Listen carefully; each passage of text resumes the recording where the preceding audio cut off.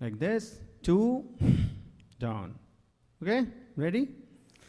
So everybody, let's take the deep breath in, out, in, out. 1, 2, 1, 2, 1, 2, 1, 2, 1, 2, 1, 2, 1, 2, 1, 2, 1, 2, 1, 2, 1, 2. Okay, relax. Ideally, it works better if you follow the pace that I say.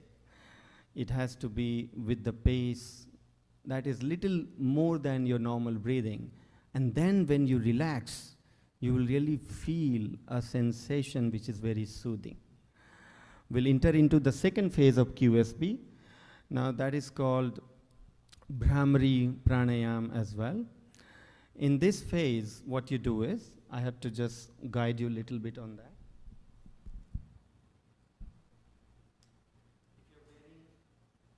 If you're wearing specs, you have to take it off. And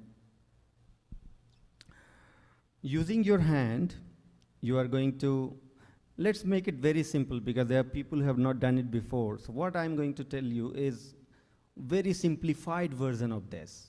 So what you do is using your thumb, and just listen to me first because I'm asking you to close your ears, so don't close now. First watch me how I do, okay? So using your thumb, you're going to close your ear, make it like a lid and just place it like that, and then you will adjust the pressure of your thumb in such a way that when you make the humming sound, this sound will be more reverberating inside, it will be more, enhanced inside. You will hear your own sound. At the same time, you will be cut off from the external sound. Okay, so you have to adjust your pressure in the midway like that, and the remaining fingers will just cover your eyes with eyes closed. So your eyes will be closed and you will cover like that. And of course you'll do with both hands. I'm holding the mic. So I'm going to show you one round and then we'll do it together for 5 rounds. Okay? So all of you first watch me how I do it.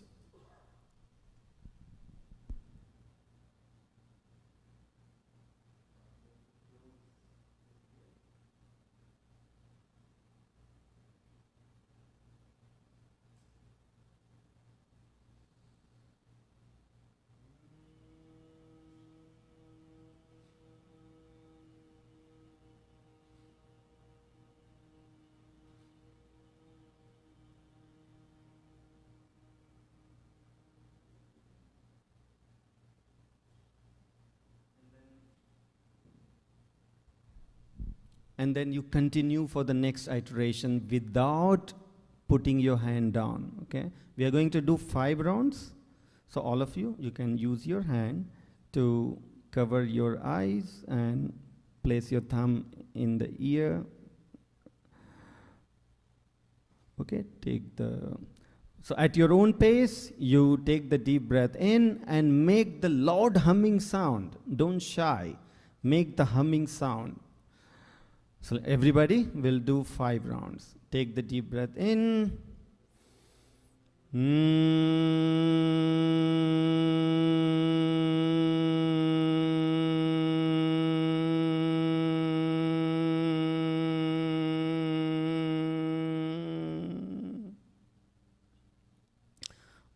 Yeah, keep going for the next one.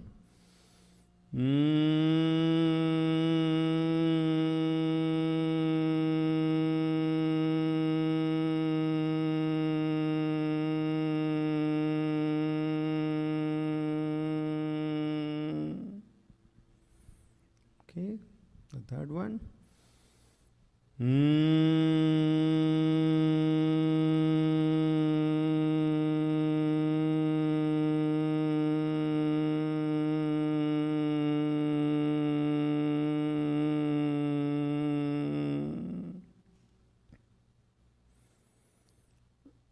And keep doing for at least 2 more rounds.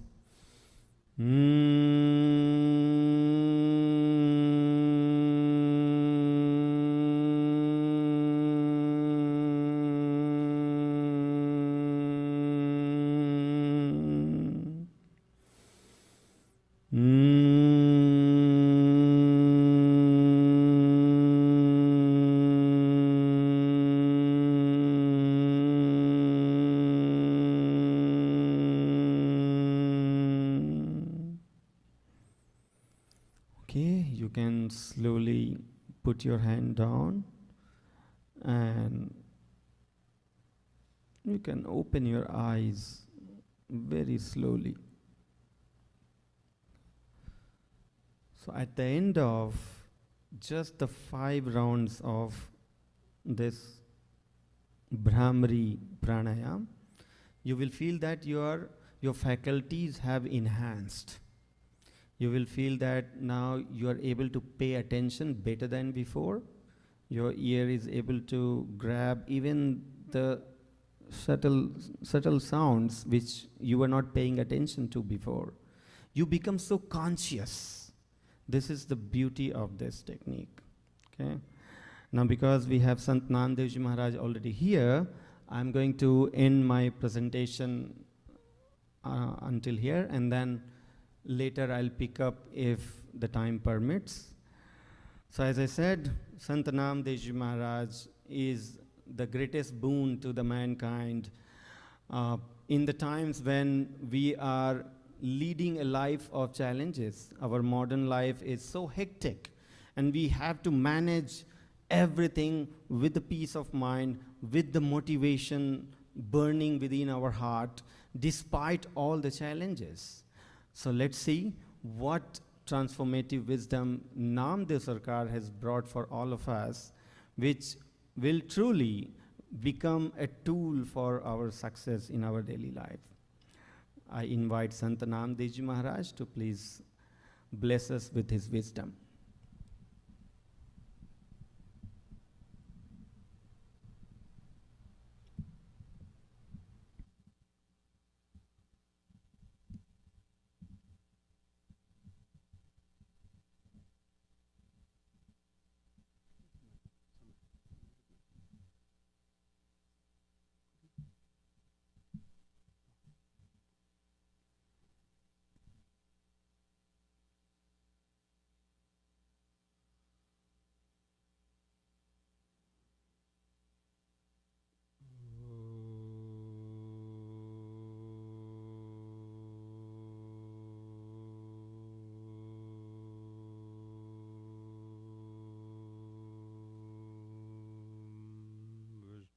Swanideva Savidara Duridani Parasuva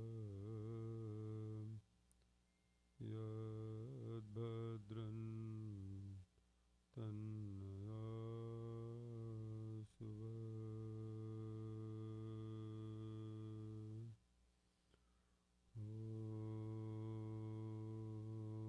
Yajagrado Duramadai Daivam Tado Suptasya Tadhaivaide Duram Gamam Jodisham Jodiregam Tanme Manaha Shiva Sankalpamastu Om Namah Shambhavaya Ja Mayo Bhavaya Ja Namaha Shankaraya Ja Mayaskaraya Ja Namaha Shivaya Ja Shivadaraya Ja.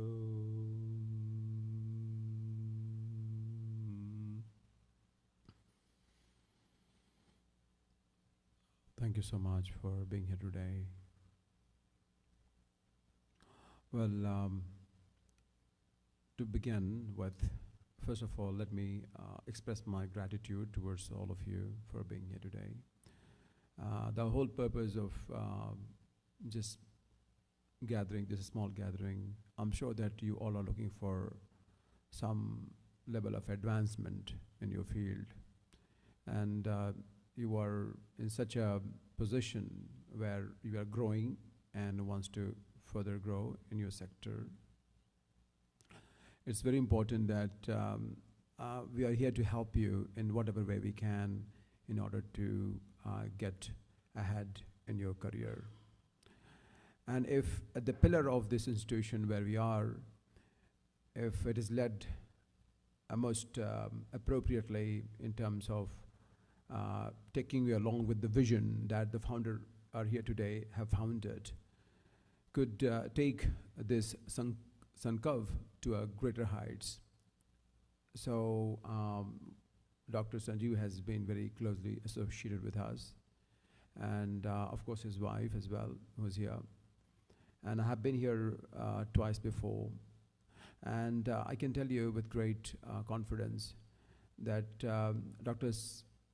Sanjeev, along with his wife, has ushered into this era where there is a specific need of the hour, which is the demand of the society at a social spectrum level. Like, we have a social responsibility, and also what comes along with the social responsibility is finance, is a economical factor as well. So blending the both together in order to make a huge success, which is nothing but having the people at the right place, the right time to do the right thing. And I think there could never be any better time, and the people like yourself to be here for the vision that you already are aligned together. So, in fact, the world outside is totally grateful to all of you for taking the vision together for a better society. So the whole idea is how we can actually uplift ourselves. Like Vijayji has explained the concept of yoga, and I think he took you through some level of techniques as well. You did the Brahmari pranayama, I think. Did you do it really well? I mean, I really loved it. So, in which you close your eyes, you close your ears, and you were actually making the hum sound. So, in a way that you developed the inner faculties within you. You became more receptive, right? You became more receptive. So, in the world that we live in, without having to do Brahmari, we should always be awake. When we are in the meeting, we could be actually more receptive to the words being exchanged or what is being expressed by someone. So at times what happens is we are always in our own interpretation, and we are not able to give maximum attention to what is being done at this point in time. It always happens because there is something that we want to express, and we feel that we feel the intensity of the expression before we verbalize it. And when we feel the intensity of emotion, we actually we burst into expressing it without having to realize the very effect of what we are saying. So how to calm your emotions at the same time, being able to find the peace within, okay? At times you want to express yourself, but if you cannot, then you may not feel very comfortable. So here what you have to do is, you find the peace within, at the same time being able to express yourself. It's very important to have communication. Well, I don't want to go into meditation much, but I would like to talk about the power of communication today. The reason is you cannot run any organization if there is a communication gap, okay? And I think all of you, since you're here and you are all staff of this organization, you somehow have to communicate with one another at a different level according to delegation of responsibility that has been assigned to you. So in this case, I mean, what I feel is, any organization, if it has to grow, the person who is at the top of the affair has to delegate the responsibility in a way that actually helps the person, the person whose responsibility has been assigned to, comes to a peak of his or her performance. If everyone is totally unbridled, let's say that, if you are totally unbridled in your optimizing of your skill, you will certainly scale up the work. If you feel hindered by XYZ factors because of the power and position, and there could be so many other things as well, that may not help the organization come up to that level. So the first of all, what is important is to see yourself as the witness of whatever it is that is happening. You do the work, but at the same time, there has to be a sense of detachment. There has to be some level of detachment from the very effect of it. I would say that you do the work precisely the way it has to be done. At the same time, you also need to detach a bit. Have you seen the lotus flower? Have you seen the lotus flower, right? But where it grows actually, have you seen where it grows? In a mud? It's very dirty. It's very dirty, right? So suppose that this workplace is like a lotus, but if you try to put some drop of water on the petal of the lotus, it won't stay there. But where is it growing? Is it growing actually in the mud? And it's quite dirty. In the same way, we all can actually manage our work more efficiently without having to kind of rub shoulders in a wrong way. And that comes about from detaching yourself from the very intensity of emotion. So suppose this gentleman right here wants to say something to the person sitting next to him or her. Now there's a burst of emotion which I can feel right now, but do I need to express it? Or do I need to first see the situation, sense the situation as is, and then say it? There are two things actually. So you can express yourself, certainly, but at the same time you should be able to see through the other person and give more room for other person to express. It has been seen in many a times in the corporate level where the person who speaks the last wins almost all the game, almost all the battles, because you have heard from everyone. Suppose if I give you an opportunity to speak and I'm the last person to speak, I will have gathered all the infos from you by the time I have something to speak. It means I am more well equipped.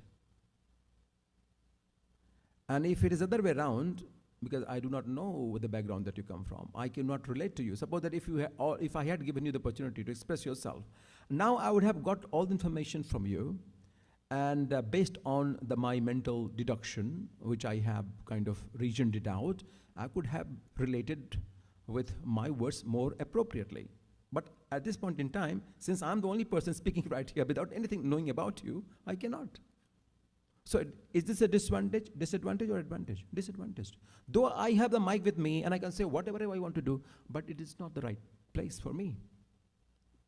So, well, I'm not talking about the yoga here because the yoga is different, okay?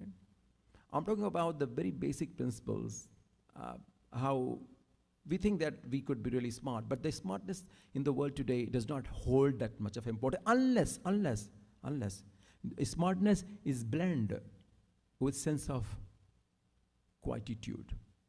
If your emotions are not in your control, then having the power of possession may not hold that level of significance. Therefore, the result would not be that as per the skill of yours, So even though you are really skillful, but your emotion go haywire with everyone around you, things may not work that well.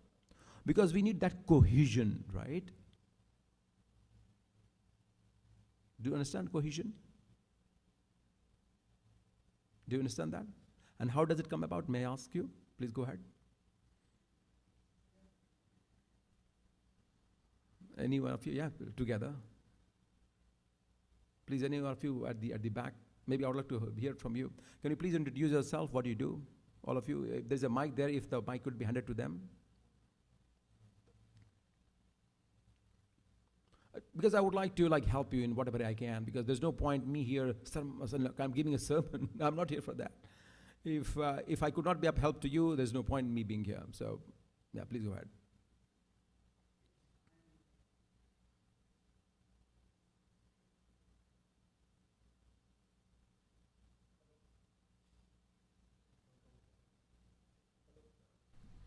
Hello.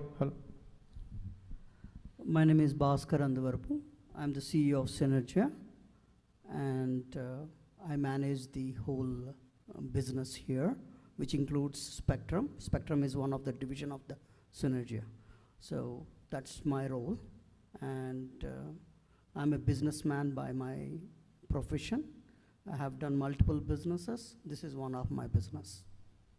Thank you so much. So cohesion is collection of everything. You can people, systems, integration, everything. So that's what I call cohesion is. So whether it is combining people and expertise and making it work is one form of cohesion I can talk about. Yeah, perfect. Thank you very much. You can just introduce yourself. My name is Subbarao Sanidhis, and I'm pleasure meeting you. And again, last night we had a meeting with you, and again meeting with you today is a pleasure. And it's a pleasure working with a group of people, Bhaskar and Sanjeev. It's my life dream to have a project like this, Synergy, and which is part of Sankav is one of Spectrum is another one I'm leading. Sankav, Dr. Gupta is leading, and Bhaskar is the CEO of Synergia. And together, we feel the combined capabilities of all of us together. There is so much we can accomplish, and there is so much good we can do in this world, which we are doing. We are already on the way, and especially the field we are in, medical field, it needs not only just like any other product people sell, it needs a lot of other factors, quality, efficacy, and all those things. And our team will bring all that into this project. And this is a very rare quality, because a lot of people, they just go for the money, and they just go for the, accomplishment and that kind of thing.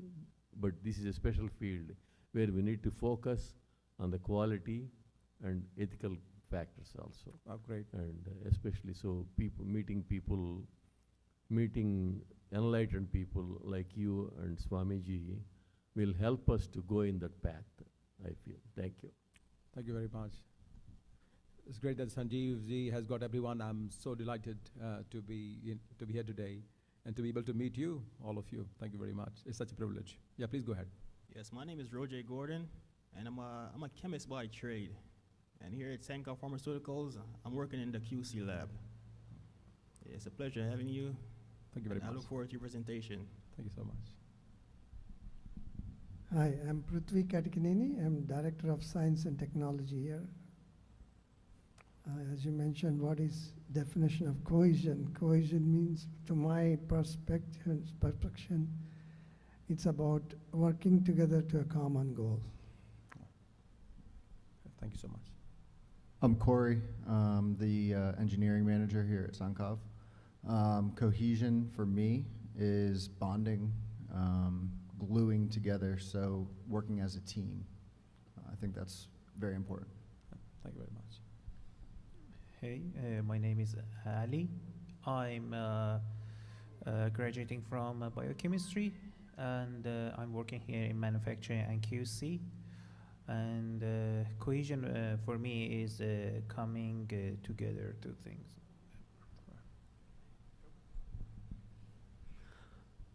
Namaste. My name is Madhu Anna. I cancelled my doctor appointment, and I'm here to see the Swamiji and invite personally.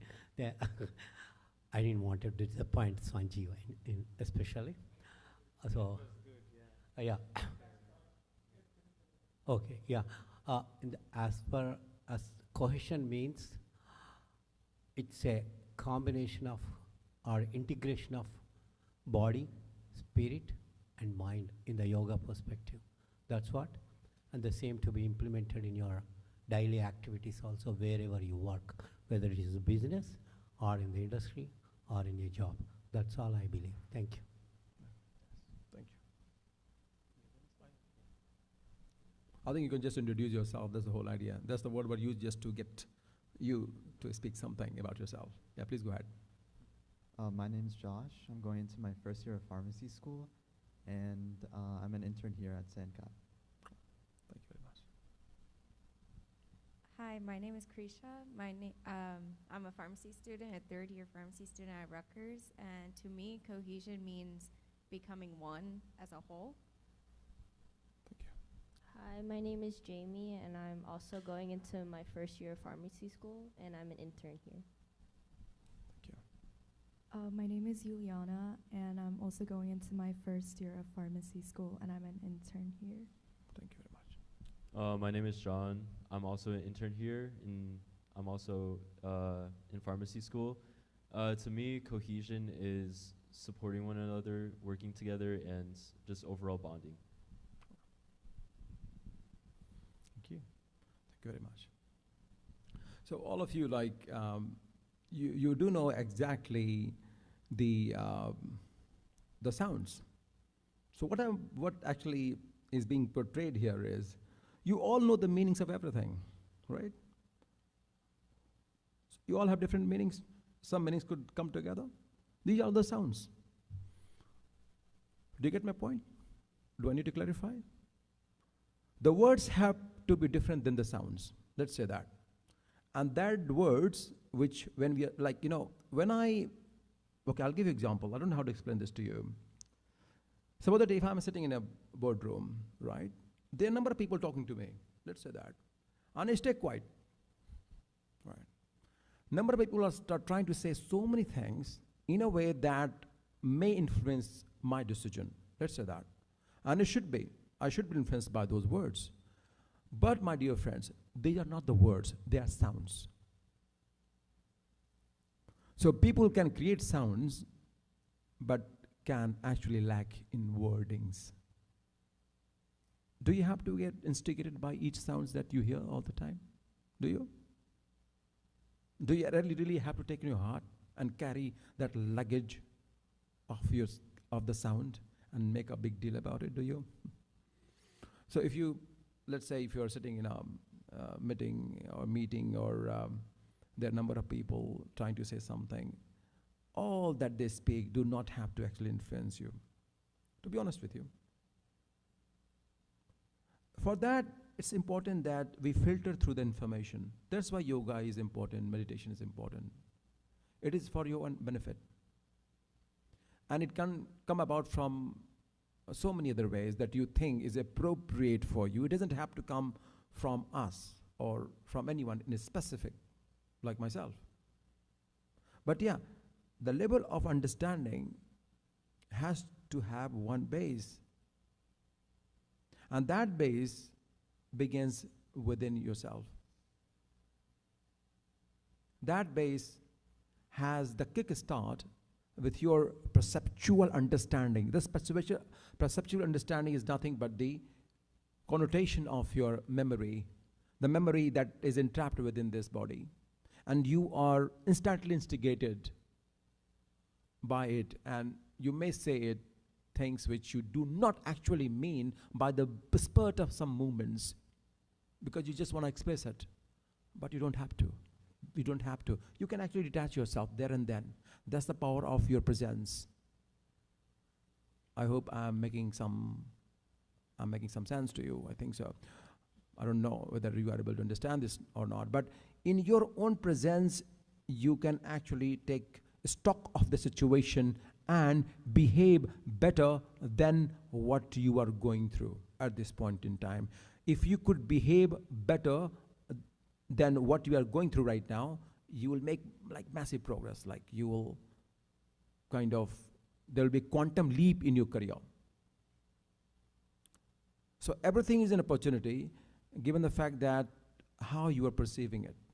At this point in time, what is being said to you, how it is being perceived by you. And the moment it is perceived, it doesn't have to have its reactionary mode of orientation there and then. No, it doesn't have to be. You can stay quiet at that point in time, and maybe if you have some ideas, or if you can expand yourself in a way that you could listen to the person talking, whom you're talking with, rather than hear him, because hearing has a lot of sounds. Hearing has a lot of sounds, but that may lack in listening to the person and from where he is trying to put across to you. Why is he saying what he is saying? So that comes about in the quietude of your emotions. You are able to get to understand the other person without having to verbalize much, without having to say much. And it can happen. And I've seen this one in the corporate sector, where most of the CEOs would not actually say everything they know, would in fact not say even 10% of what they know. They actually see whom they are talking with, and they will share only that proportionate to the work that he's assigned to do. It would not be less or more. And it takes a lot of power to be able to say exactly what is needed than what you would like to say, right? Even they, though, have a plethora of information which they can actually share, but they are not there to make a kind of impression to them.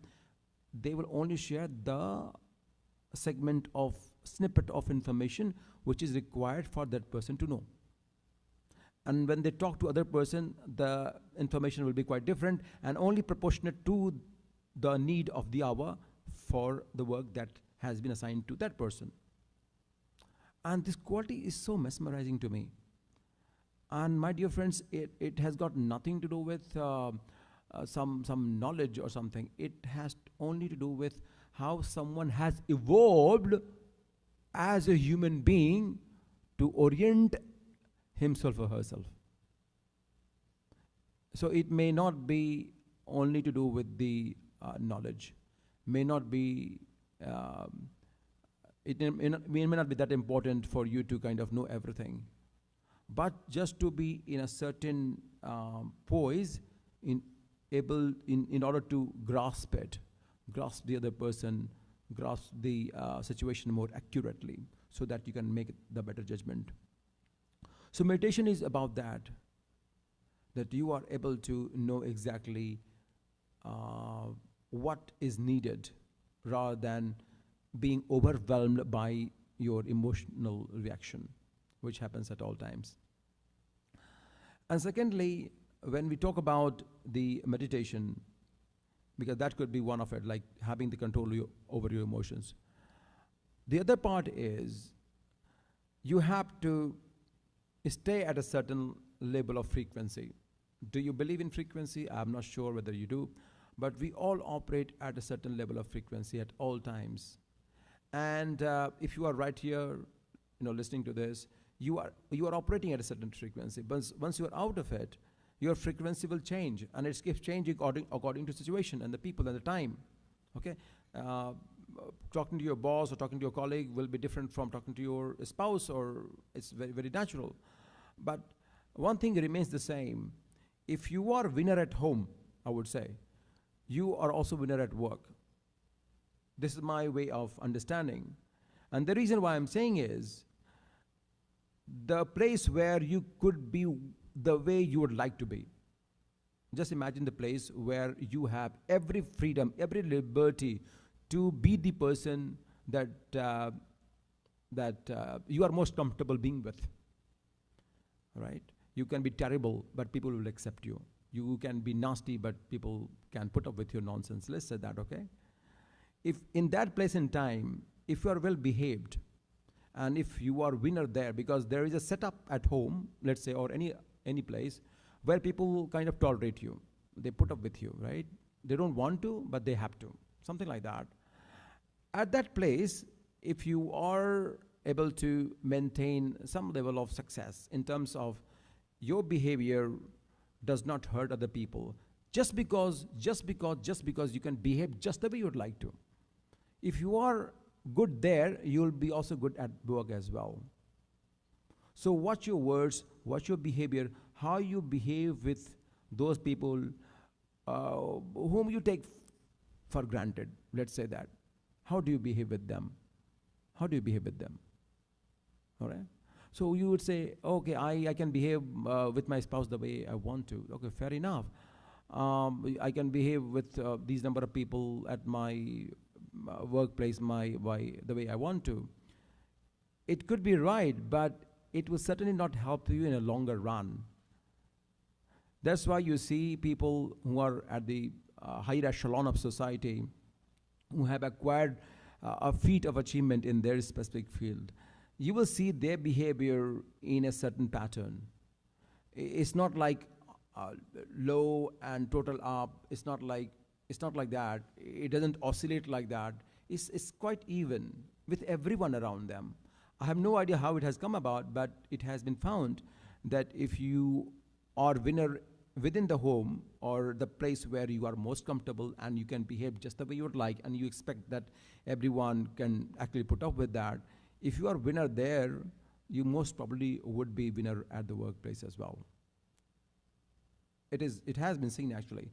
And there's this startling fact came about just about, there was a research done I read it about 9 months ago, and it was quite fascinating to me that we take everyone, especially back home, for granted. We say things that we do not want to, or we play this ego game. We have we bottle up a lot of feelings, so we express it anyway. We know that there would not be any consequences of that. So this is not fair actually. And in fact, it backfires at our workplace, because if we are not able to manage our emotions at home, maybe somehow it is adversely affected in our home, in our workspace as well. So meditation is about bringing to that level where everyone around you is equally important. Of course, everyone cannot be behaved equally, but equally important in terms of the relationship, but by behavior-wise, you may act differently with the people whom you have to meet and you have to work with. That's a different thing. But at the social level, you know that everyone is equally important. Everyone is equally important. So your boss could be as much important as the person who is working maybe below you at the lab or anywhere for that matter. But having the perspicacity to listen to other people without having to verbalize much is the gift which I have seen in most of the CEOs of the companies. And I think since you are working here, you can actually rise up to that level where without having to label XYZ, as someone or something, you could actually navigate your path judiciously without having to kind of hurt someone or without having to get into argument with anyone. And if that is not the place for you, probably you will know better what to do next, because you are so wise anyway. So the reason why I'm saying is it's important that if you grow and if there is a room for growth in that sector, under that setup which has been created by the people, by the management, and if you are able to kind of align with it and grow because you have every liberty to do so, then that specific sector will grow. But if not, you feel suffocated or something like that, then you will be wise enough to do what is needed. Like, you know that you can suggest to your boss, you can suggest to the management team that, okay, I think in this way, this can be done and it will produce better results. Here I feel maybe a level of suffocation. I'm not able to come up to my level of efficiency. So these things do come up very often in the corporate sector. So it's very important for anyone and everyone to be present and to have the presence, the power of self to be present there. The power of self to be present there, what I mean by that? It means that you could actually listen to people before they could actually come to you. It's like that.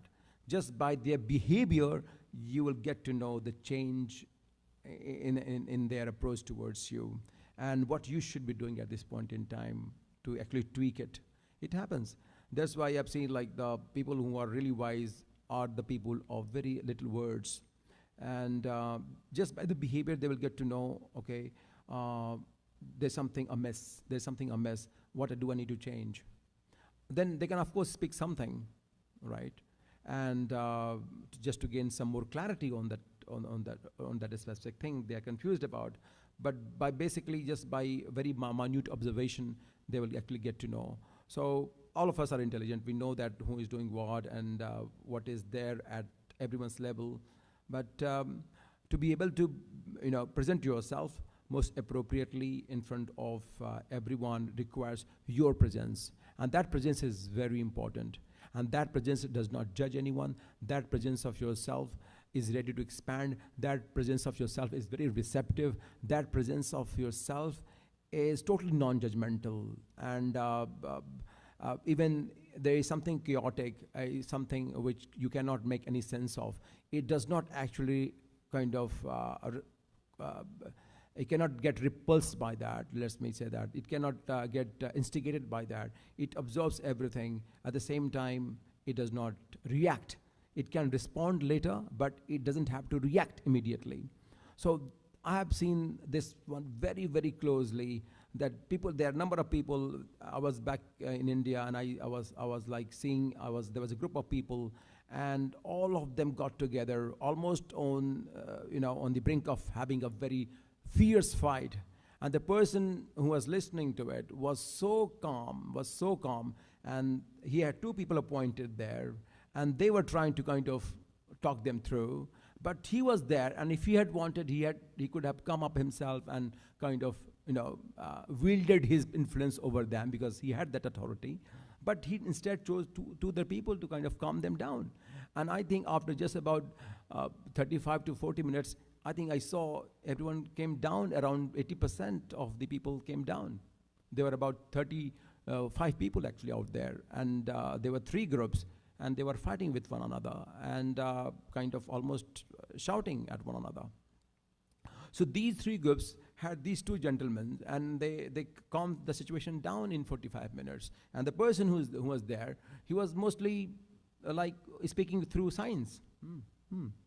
So I mean, that really mesmerized me, that people at that level, even though they know everything, even though they have the power they can wield around, but they don't get into all of these.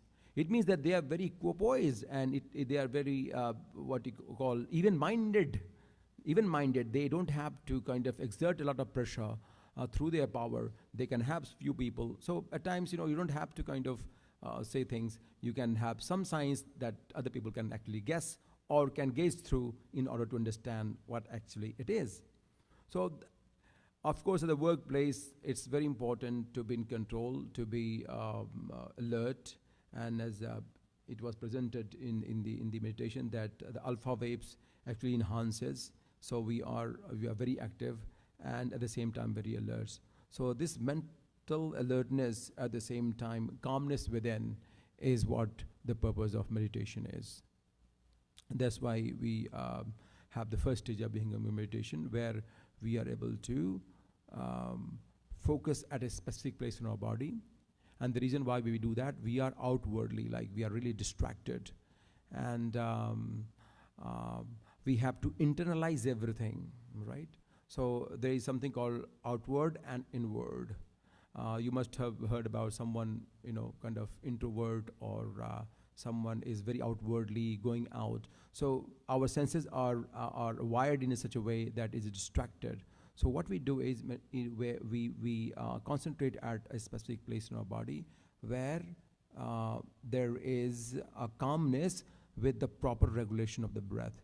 Because your breath is responsible for your emotions.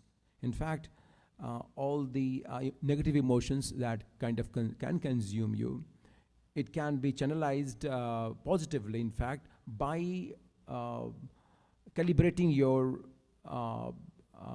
prana. Prana is your breathing technique. by just following few techniques.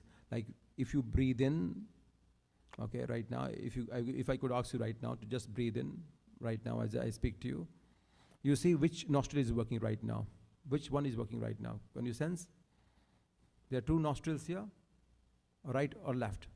So right one is responsible for your spiritual part, like, you know, if your body requires a lot of heat, then the right one start working. If your body requires to be cooled down, your left nostril start working. It happens automatically. You don't make any effort for that. You have a right brain or left brain, let's say that. Your left brain is responsible for all the decision making. Once you are in a level where you have to make very constant decisions. So it's your left brain that makes all the decisions, actually, not your right brain. Right brain is mostly responsible for your emotions, your feelings. So if you have a what do you call the sun?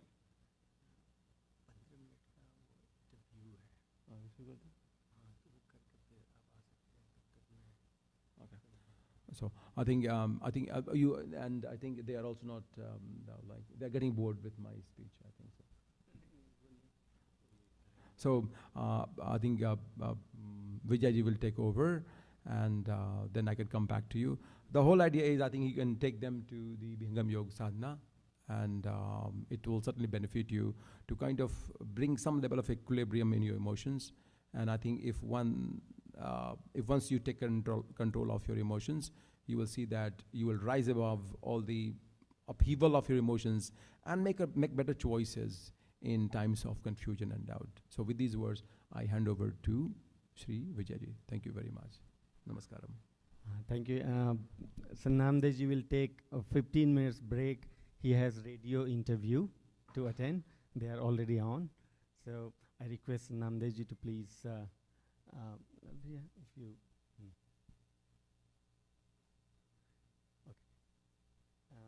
ये वाला phone connected है, hello बोल के आप उनको बोलिए कि interview start कर सकते हैं. ये रूम में, इसके बाहर इधर रूम है, ठीक है. Sorry for interruption. Actually, he was scheduled for one interview with the radio guy. They called and they are waiting. So in the meantime, we'll go through one very beautiful technique called how to detox your mind. Okay? When we talk about detox your body, you understand what it means, right? You have toxins in your body and you have certain way of detoxing your body. For example, somebody do fasting, like 16 hours of fasting to enable the detox process in the body. But how to detox your mind? Do you think that your mind is sometimes, having toxins, having bad feelings or something which is kind of bothering you and you really want to get rid of it? So this is where you need to learn the art of detoxing your mind, okay? So before we go there, we are talking about the mind. Can I take attention from everybody and ask, where is your left hand? Can you raise your left hand up? Okay. So you all know where your left hand is. Now can I ask you, where is your mind? Can you point with this pointing finger, where is your mind in the body? Where is the mind as an inner organ in your body? Somebody will maybe point to the brain, somebody will point to the heart, but still having the abstract feeling about the mind because we don't have the clear understanding about the mind. So can you point with this little pointing finger where the mind is located in the body? Okay, if I ask you, point with this pointing finger where the eyes are located in the body. You can point here and here because it's very clear to you where are eyes located in your body. But when I ask you, where is the mind located in the body? How do you say? Where is the mind located in your body? Maybe not as clear as the other organs of the body, right? So when we are asking here to learn the technique of detoxing your mind or quietening your mind, your very fundamental question should be, where is the mind in the body at the first place, right? Only when you are clear about the mind, you can then do all this detox or quietening. All that is possible only when you know where the mind is. So, sir, do you know where the mind is located in the body? See, it should be here. But that is brain, right? So, do we think that the brain and mind is same? Brain and mind are two different things, right? Is brain, okay, is mind and thoughts same or different? Different, right? I think we have an abstract feeling that mind is certainly an entity and thoughts could be the work of that mind, right? The thoughts that we experience within our head could be a product of a factory called mind, right? Something like that. But what is mind? That is still baffling, right? Anybody can explain what is mind then? What is mind?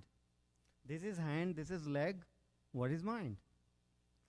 So our guru says, this is where Vihangam Yog comes into picture. Vihangam Yog says, please stop groping in the darkness in the name of meditation. Because the moment we speak about meditation, majority of the people just blindly close the eyes and try to just be thoughtless or try to quieten the waves of thought, but they do not know how to work with the mind. Because they do not know what the mind is, they do not know how the mind functions. So let's go through one small experiment which will make you experience how the mind works in your body. Okay, I'll skip the slide, I'll just wrap it up. So I'm going to give you some guidance and you have to perform that, okay? So all of you please focus your mind on the first master Sadafal Dev, Sadguru Sadafal Dev. Focus your mind, okay, it's more visible there on the poster. Focus your mind on this standing picture of Sadafal Dev Ji Maharaj. Focus your mind over there, okay? Now navigate your mind on the present master, Swatantra Dev, Sadguru Swatantra Dev. Navigate your mind from there to Swatantra Dev.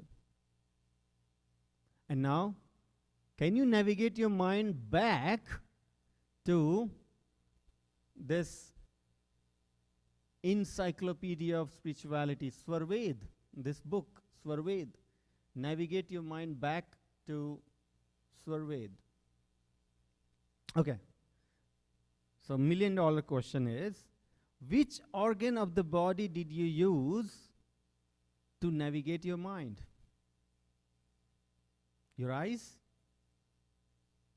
With your eyes, you are able to move your mind from one subject to other subject. So does it make it little clear to you that when you are awake, then your mind follows your eyes? Does it make sense? Your mind follows your eyes. Wherever your eyes goes, mind follows. If you're consciously awake, meaning not daydreaming, you're like awake, then wherever your eyes goes, mind follows. So this is where our guru says that when you're awake, your mind as an entity is in front of your eyes. So mind as an entity is in front of your eyes, but you are not able to touch it, you're not able to see it, only because mind as an entity is not as gross as the brain, okay? Not as gross as the hand or leg. Mind is an entity which is between the consciousness and the grossness. It is between the two different dimensions. It is an adapter that connects the soul with the body. If you are able to feel anything in the body, it is only when the soul is with the mind and mind is with the body. If in this channel where the soul connects to the mind connects to the body, in this channel, if mind goes away into something else, then even though the subject is in front of your eyes, you will not experience it because your mind is somewhere else, right?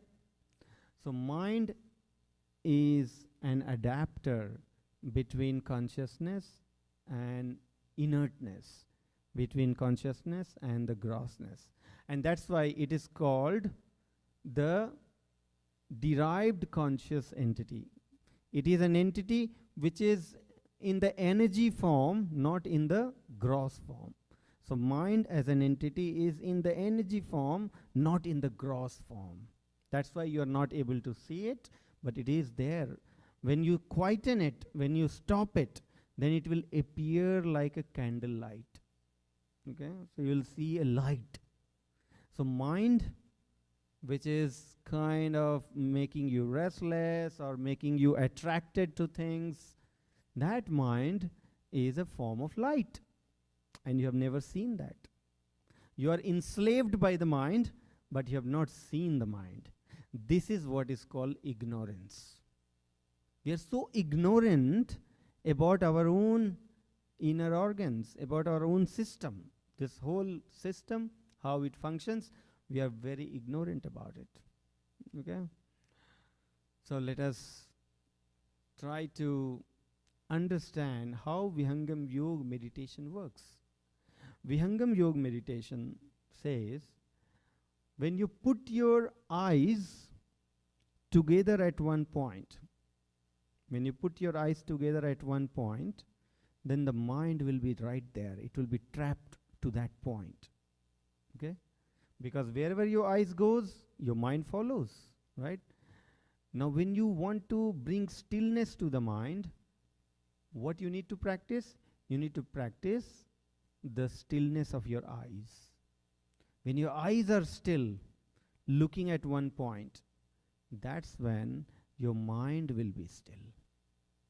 And when you bring this stillness for a significant amount of time, sitting in one pose and bringing eyes together at one point, and if you sit for, let's say, 10 minutes in a row like that, keeping both eyes together at one point, you will see that the nature of your mind will start changing, because now it is going to imbibe the stillness as its quality. So despite the disturbances outside, your mind will still remain quiet, because you have practiced quietness of the mind. And this is where you will become more powerful. You will be more present to the situations despite it is against what you wanted. If everything is in your favor, you always feel quiet and happy. But when things go against what you wanted, that's when you start getting restless. Isn't it? So when you practice this Vihangam Yoga meditation, this is where you will naturally develop the ability to hold your mind despite the adverse situation outside. And this is what makes Vihangam Yoga meditation very unique and very efficient. I really want Sant Namdevji Maharaj to come and then lead you into that practice now, which will be for about 5 to 10 minutes, where he will guide you how to quieten your mind and how to really feel the peace that you experience when the mind is in the stillness. And he will make you experience that through that practice. Okay? So prior to that, because he is going through the interview, which will end at 5 o'clock, I think that's just few more minutes. I wanted to give you a glimpse of the word Vihangam Yog. Okay? Anybody from the back, do you know what is the meaning of yog? What is the meaning of yog? Okay, whoever want to say something. Yoga. Okay. Anybody else? What is the meaning of yog? Yog means union. Yog means union. Okay. Union of what? Union of what? You want to unite yourself with the universal peace. You want to be with peace. You want to be with bliss. You want to be blissful from inside, peaceful from inside. But how will you attain that? Through the Vihangam process. Through the Vihangam process. Now, what is the meaning of Vihangam? Vihag. Vihangam, the root word of Vihangam is Vihag. Vihag is, you can say, a Sanskrit word, a Hindi word. Vihag means bird. Okay, bird. What is the significance of bird? You know, you see that even though it is on a turbulent surface, when it flies, it can fly very smooth, despite the ground being very turbulent in nature, ups and downs and whatever it is. It doesn't affect the bird. Bird can just move smooth. So Vihangam Yoga, what it does, it makes you detached from the external influence. Our mind gets restless only when we are attached to the things which are happening outside. But if you become the spectator of things happening outside and not be emotionally attached with the things, if you develop that level of detachment with things, then automatically you will become the spectator but not the victim, right? Any circumstances thrown on you, you will be the spectator. You'll just see things and then, you know, respond to it based on what is needed to be done. This is the ability that Vihangam Yoga gives you with its meditation practice. Okay?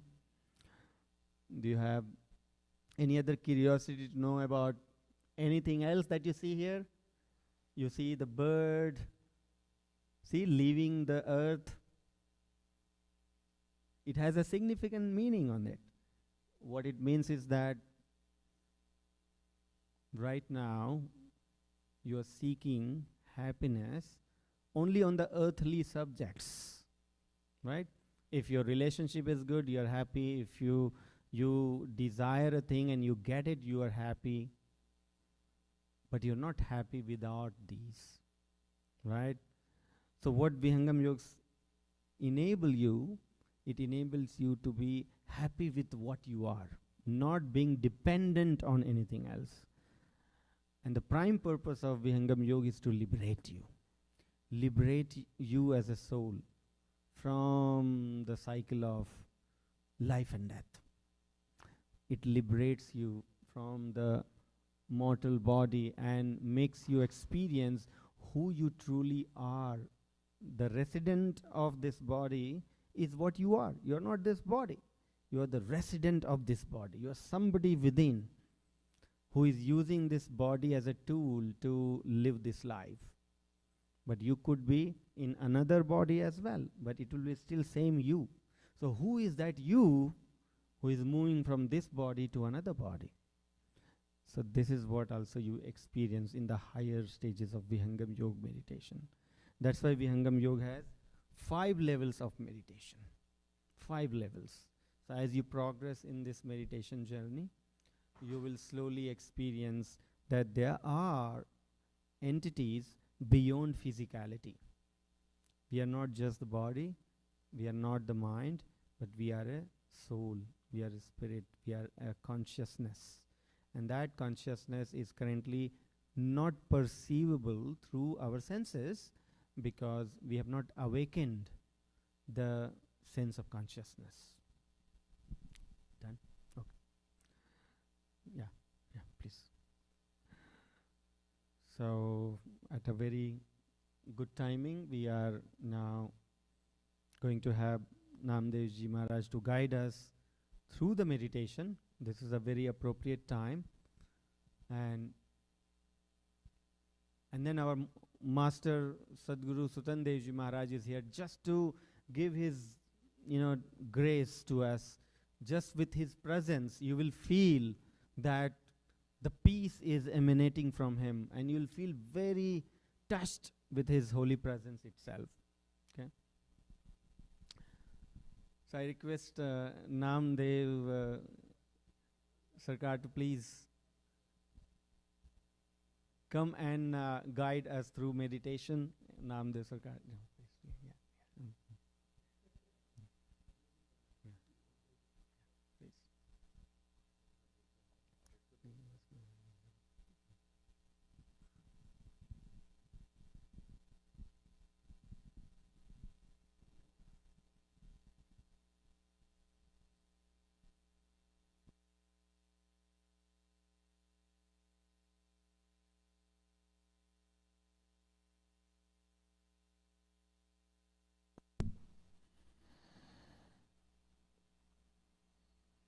Just close your eyes. Just focus on your breath.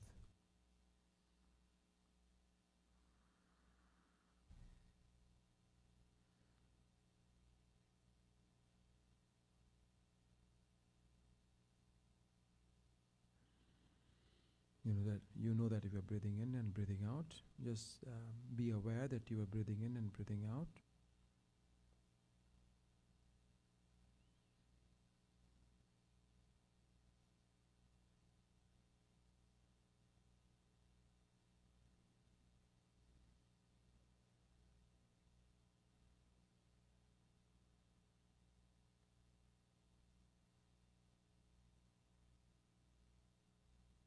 Just be here.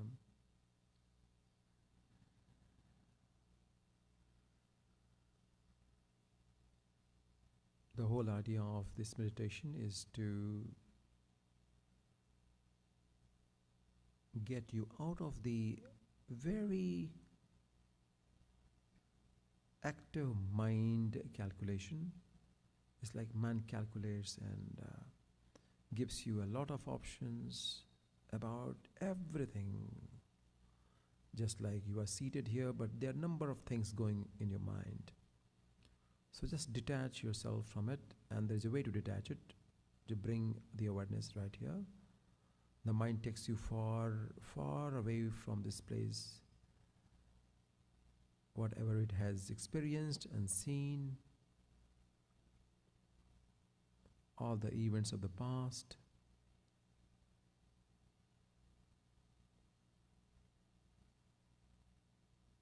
they all come back.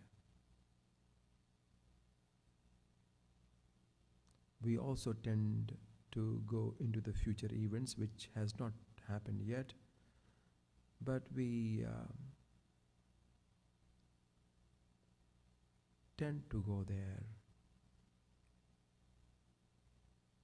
because there is a sense of pleasure out of some fantasy, the things that has not happened yet.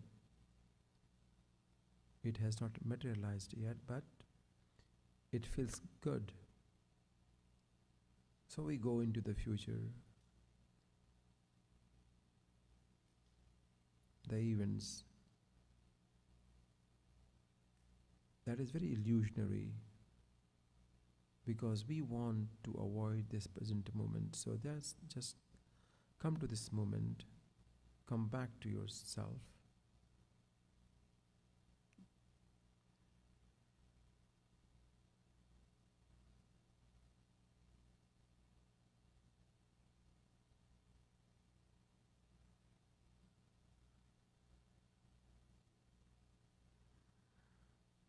Now if you observe, there is one thing that you should do. You should connect your breath to your abdominal area. The abdominal area, the navel area, you should try and breathe in from there. Can you practice today, right now? Can you breathe in from your navel area?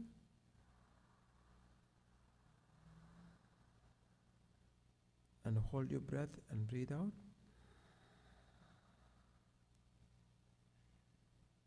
The navel area, the abdominal area, is responsible for your emotions.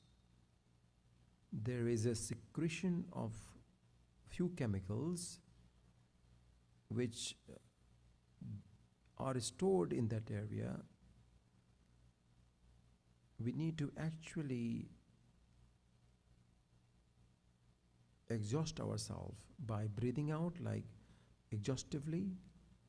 In one of the pranayam, we do that also. But we do need to connect our breath to the zone, that specific zone in our abdominal area.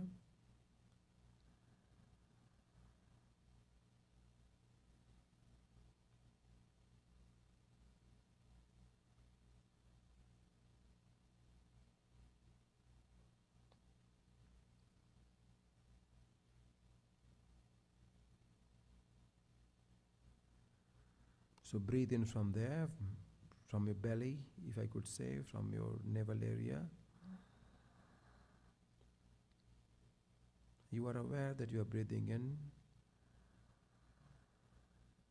and breathe out. Breathe in again. And breathe out. Breathe in again.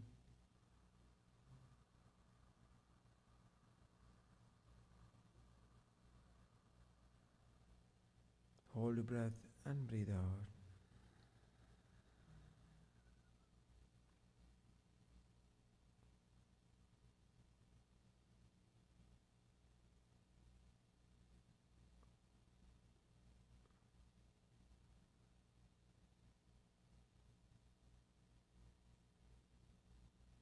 Now, this time around, as you breathe in, there is a sound that you have to focus upon. So, breathe in.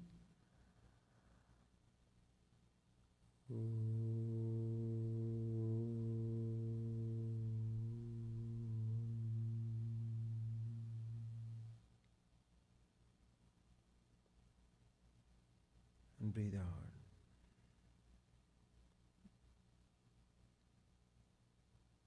So before you breathe in, and you are aware that you are breathing in, each breath happens in awareness of yourself. Even if you are breathing normally, you know that you are breathing in. And after exhalation and before inhalation, create the gap. After breathing out and before breathing in, create that gap. You cannot think of your existence without breath. You can go without eating food for a few days, water for a few days, but you cannot think of your life without your breath, which we take it granted, like we take it absolutely for granted, but it's so precious.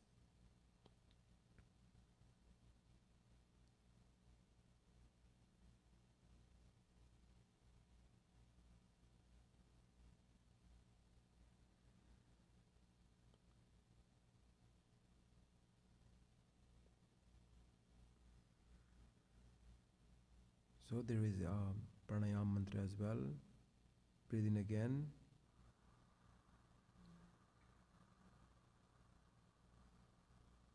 And breathe out. And as you hold your breath, there is a mantra for that. Om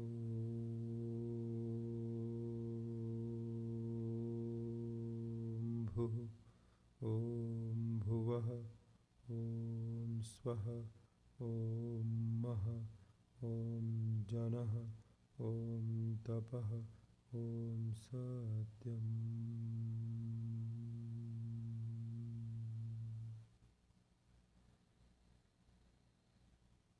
Om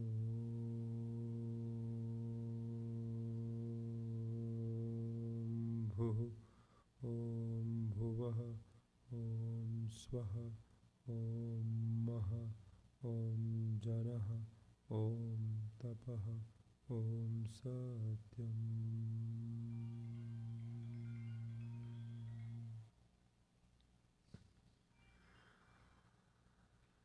So while you are holding your breath, you can recite this mantra in your mind, or as you are inhaling, you can recite this mantra in your mind and exhale.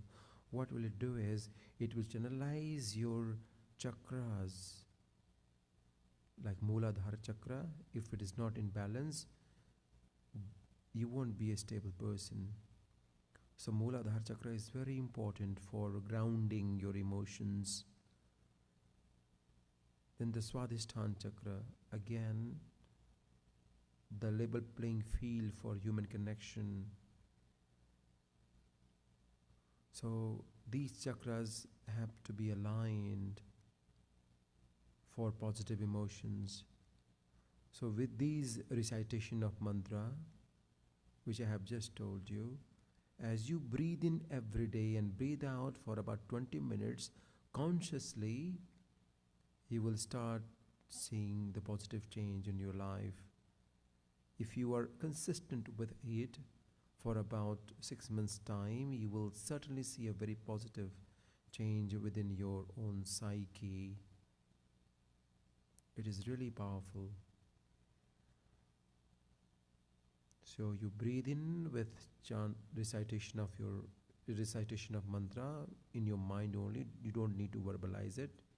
Or once you have breathed in, while holding, you can recite it and then breathe out. That's the one part. The other part is after breathing out and before breathing in, you can also recite it. Or if you want to breathe in with this recitation, you could also do it.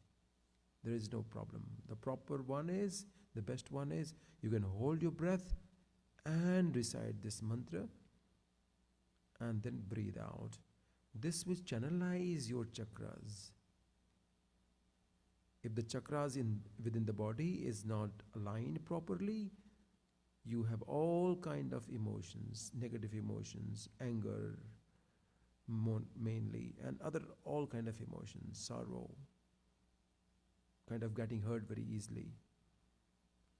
Because these chakras within the body are really rigid, they needs to be loosened. It's like it's tangled. We need to untangle it. So by reciting these mantra and holding your breath and doing the breathing exercise for 20 minutes every day, it kind of untangles it, detangles your emotions by loosening the chakras there within the body. This is very important.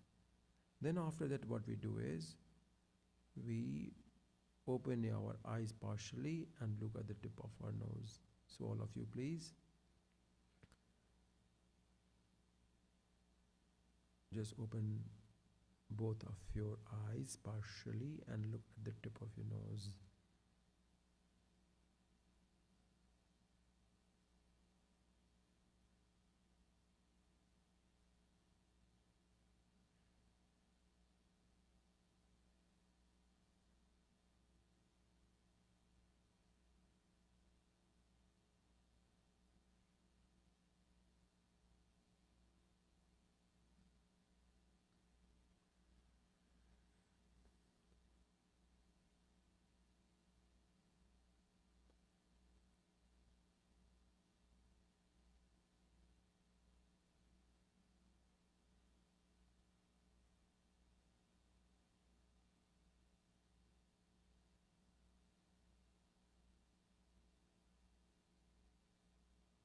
You can close your eyes for a few seconds again, open them. Open them partially and look at the tip of your nose.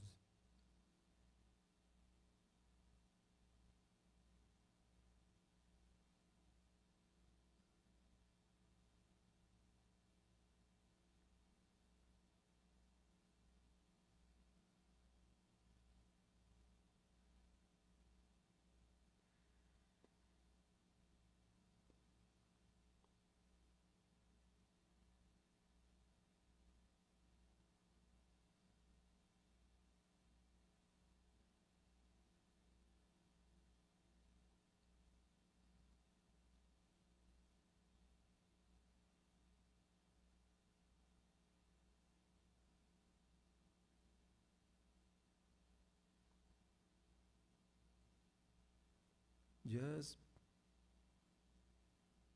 in the presence of the self, we cannot find the peace. In the world today, where there is a massive distraction, we always want to be entertained. It's very difficult to find our own self pleasant enough. And if we cannot find our own self pleasant enough to be with, we cannot expect other person to be pleasant with us, because we cannot find our own presence, the pleasant one. How can we expect XYZ, the other person, to have a positive emotion in our presence?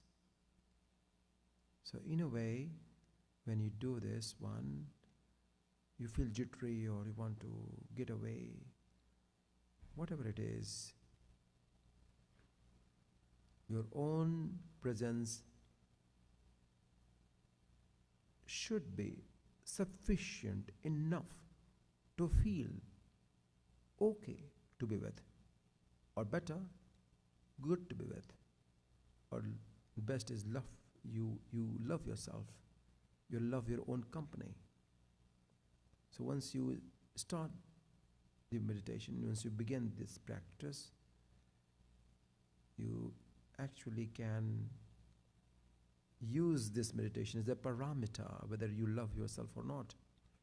Do you like to be in presence of your own self? Do you like yourself? Simply. Do you like your own presence? Do you?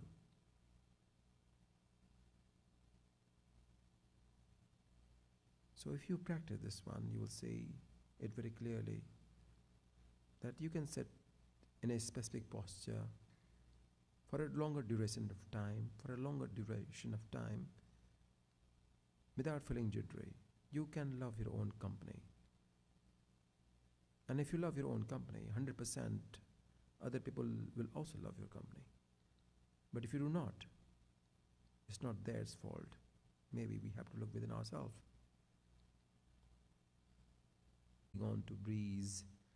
In the same way, a train of thoughts comes in and passes by you. Make sure that you are a witness to those thoughts and you do not tag along with them, okay? You do not tag along with them. You don't get carried away by those train of thoughts and go somewhere in the past or future. No, you just be here right now.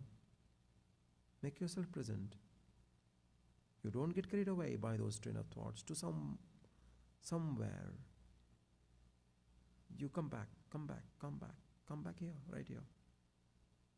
So you know that this is where you belong to.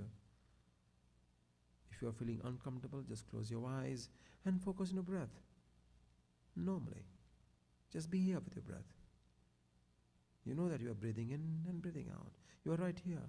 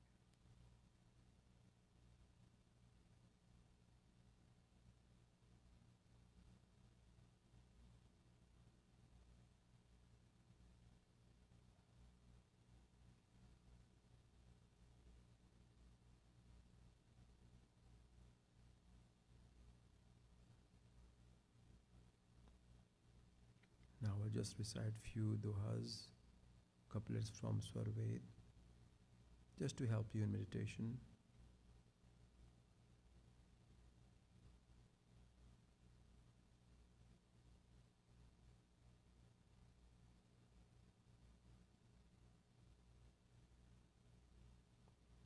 Bandhavah mein param guru jinaya jnana pasar deva sada phala adi mein jinaya shabda uchar बार बार वंदन करूं सद्गुरुदेव हमार यहाँ वहाँ सब ठाम में महिमाय परम्पार सब देवों का देव है परम पुरुष का रूप बिन गुरु प्रभु जीवना मिले भटकी रहे भवकूप माया लोक छोड़ाय कर चेतन लोक निवास सद्गुरुता को जानिए भक्ति मुक्ति ते पास सच्चिदानंद स्वरूप है मम आराध्य भगवान बार बार वंदन करूं युक्ति भेदरत ज्ञान निज अनुभव वर्णन करूं दिया ज्ञान प्रभु सोय तेरा है तुझ में रहे करत समर्पण सो।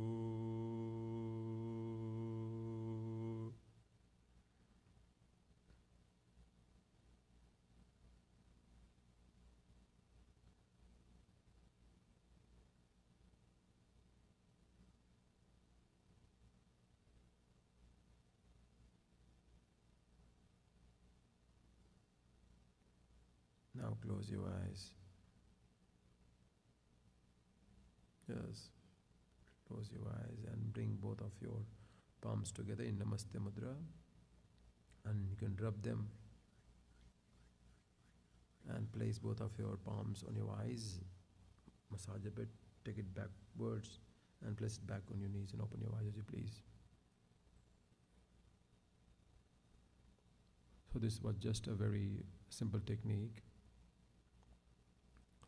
where you are just turning the outward into inward by focusing at a specific place. So because we are so outwardly, we need to internalize things before we enter within. There is a process, there is a transit, and the transit is this meditation. And there are 5 levels to this meditation. What you have just learned is the very first stage of meditation. And if you practice this for about, let's say 5 months, 6 months time, you will see a massive shift in your awareness. And it happens really organically. You don't push yourself. It just happens. You become the witness of this change as you progress in this path. So thank you so much for your time today. I know that you have been here for a very long period of time. And just after 6 months' time, you can actually learn the second stage of meditation, where you do not have to actually open your eyes. You can have your eyes closed, but you will start meditating inward. Now it's outward, and from the outward, you begin the eternal journey. There are 5 stages to it. The second one is the place where there is a confluence of Ingala, what you call Ingala and Pingala and Sushmana, what we call we have 3 rivers, Ganga, Yamuna and Saraswati back home in India. So there are also rivers here as well. So you must have heard of Mahakumbh, where people go in millions to take a holy dip, but it is not possible to cleanse off all the sins by taking a holy dip. No, it's not possible. But the whole thing is, there is a specific place in the body. If you are able to get there, you can be actually cleansed of all the illusions. So that is the second stage, and that's very powerful.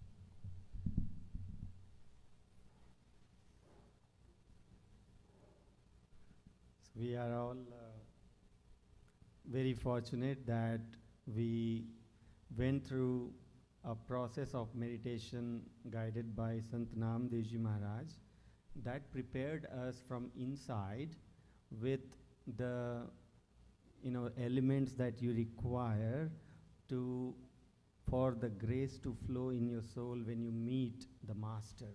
Okay. Now our revered master Sadguru Sutandev Ji Maharaj is in front of you.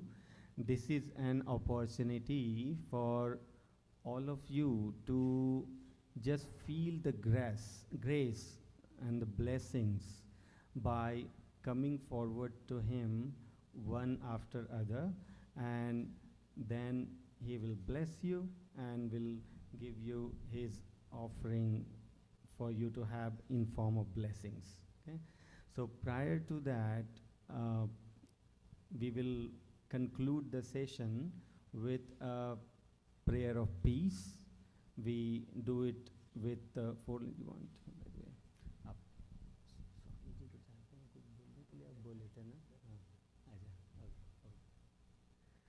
Okay, Dr. Sanjeev Gupta ji wants Swamiji to also speak few words so that his word could sanctify this place and energize this place.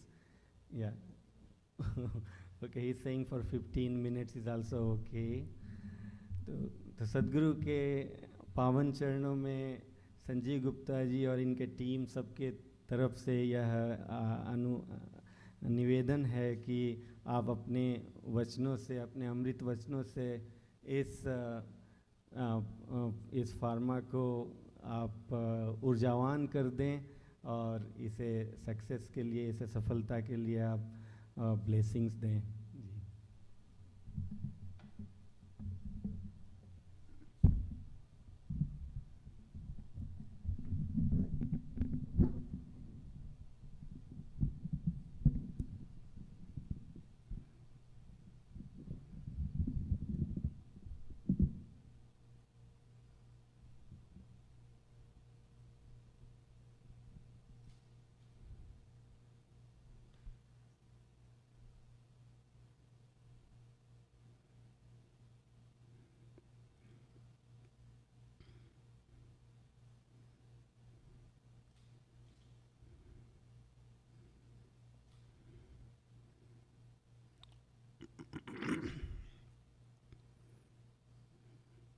या निशा सर्वभूतानां तस्यां जागर्ति संयमी यस्यां जागृति भूतानि सा निशा पश्यतो मुने वेदा विभिन्ना स्मृतयो विभिन्ना नाशो मुनिर्यस्य मतं न भिन्नं धर्मस्य तत्त्वं निहितं गुहायां महाजनो येन गतः स पन्था विश्वानि देव सवितरदुरितानि पराशुव यद्भद्रं तन्नयाशुव न हि देवो न मर्त्यो महस्तवः क्रतुं परः मरुदभिरग्न आगहि देवो मे गुरुदेव हैं मूल पूजा गुरुदेव गुणानुवाद गुरु रूप है वर सेवा गुरु सेव दुर्लभ यह नर देह है एकादश है द्वार सुषुमन दशवां द्वार है हठ योगी पैठार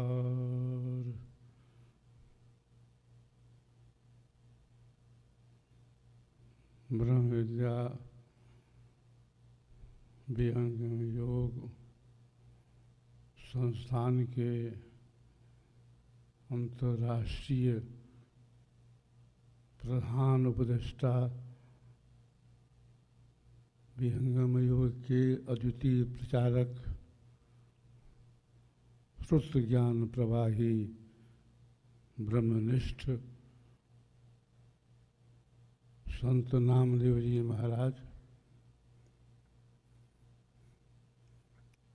उपस्थित सज्जनों,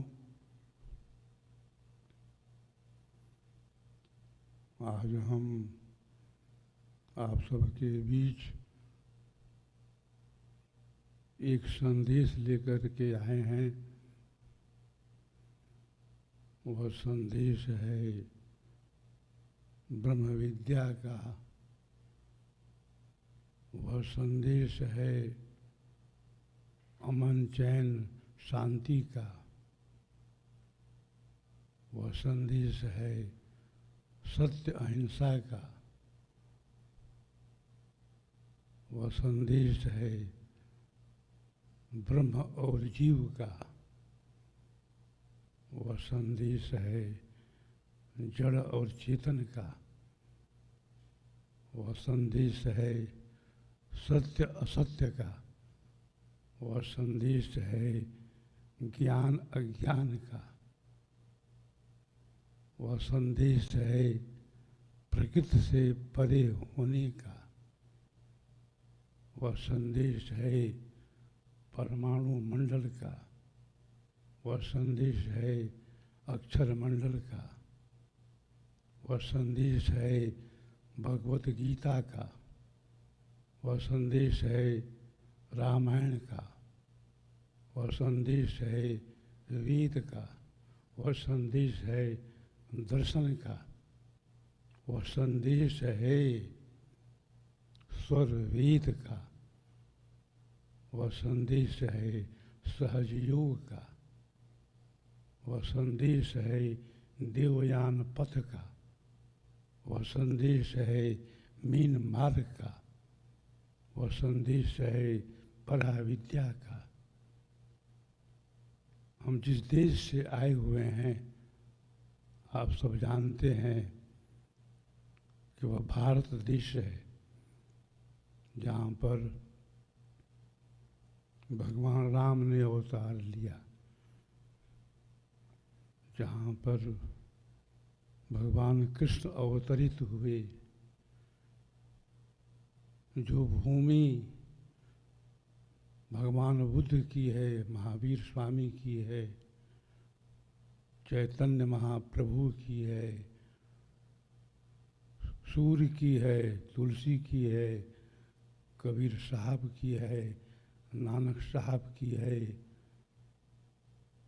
ऋषिवर दयानंद की है, विवेकानंद की है। उसी कड़ी में भारत देश के अंदर, उत्तर प्रदेश के अंदर, बलिया जिले के अंदर पकड़ी गांव में एक आध्यात्मिक शक्ति का अवतरण 1888 ईस्वी में हुआ था। वही शक्ति, उसी विभूति का नाम है सद्गुरु सदाफल देव जी महाराज। सदाफल देव जी महाराज ने 17 वर्षों की कठोर साधना की और अपनी कठोर साधना के बाद